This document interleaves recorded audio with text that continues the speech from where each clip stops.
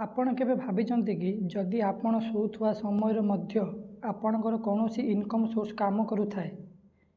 ଆପଣ ଭାବୁଥିବେ ଏହା ମିଛ ବୋଲି, କିନ୍ତୁ ଆପଣ ଭିଡ଼ିଓଟିକୁ ଲାଷ୍ଟ ପର୍ଯ୍ୟନ୍ତ ଦେଖନ୍ତୁ। ଆପଣ କ'ଣ ଭାବିବେ ତା ପାଇଁ କମେଣ୍ଟରେ ଏନ୍ସାରଟି ଜରୁର ଦେବେ। ଏହା ମାୟା ନୁହେଁ, ଏହା କୁହାଯାଏ ପେସିଭ୍ ଇନକମ୍। କିନ୍ତୁ ମନେ ରଖନ୍ତୁ, କୌଣସି ବିଜନେସ୍ ଆରମ୍ଭରୁ ତୁରନ୍ତ ଟଙ୍କା ଦିଏ ନାହିଁ। ଏଥିପାଇଁ ସମୟ ଓ ସ୍କିଲ୍ ଏବଂ ପରିଶ୍ରମ ଦରକାର। ଆଜିର ଭିଡ଼ିଓରେ ଦେଖିବେ ଏମିତି ଏକ ବିଜନେସ୍ ଆଇଡ଼ିଆ କିମ୍ବା ଏମିତି ଏକ ଇନକମ୍ ସୋର୍ସ ଯାହା ଆପଣଙ୍କ ଫ୍ୟୁଚର ଇନକମ୍ ସୋର୍ସ ହୋଇପାରିବ ଏବଂ ଆପଣ ଶୋଉଥିବା ସମୟରେ ମଧ୍ୟ ପଇସା ଇନକମ୍ ହୋଇପାରିବ। ଏହା ହେଉଛି ୟୁଟ୍ୟୁବ୍ ଚ୍ୟାନେଲ୍। ଆପଣ ଦେଖିଥିବେ ନିହାତି ଭାବରେ ବହୁତ ପ୍ରକାର ଲୋକ ୟୁଟ୍ୟୁବ୍ ଚ୍ୟାନେଲ୍ ଖୋଲି ଲକ୍ଷ ଲକ୍ଷ ଟଙ୍କା କମାଉଛନ୍ତି ବା କମାଇ ପାରିବେ ବା କମାଉଛନ୍ତି ସେମାନେ ମଧ୍ୟ ୟୁଟ୍ୟୁବରୁ।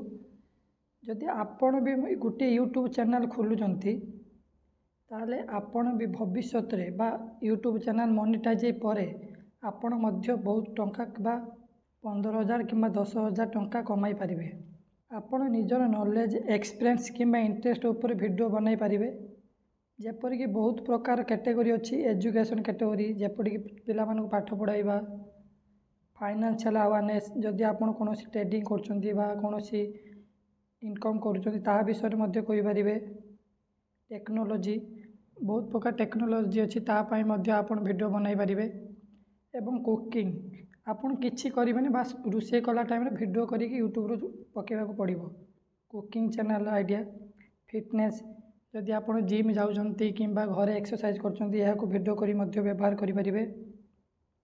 ସ୍କିଲ୍ ଲର୍ଣ୍ଣିଂ, ଯଦି ଆପଣ କିଛି ସ୍କିଲ୍ ଶିଖିଛନ୍ତି ଯେପରିକି ଏକ୍ସେଲ୍, ଡାଟା ଏଣ୍ଟ୍ରି କେମିତି କରିବେ, ଏକ୍ସେଲ୍ ନିହାତି ଦରକାର ଏବଂ ବହୁତ ପ୍ରକାର ସ୍କିଲ୍ ଅଛି। ଯଦି ଆପଣ ଶିଖିଛନ୍ତି ଆପଣ ଏକ୍ସପିରିଏନ୍ସକୁ ୟୁଟ୍ୟୁବ୍ ଚ୍ୟାନେଲ୍ ମାଧ୍ୟମରେ ମଧ୍ୟ ଭାଇରାଲ୍ କରିପାରିବେ।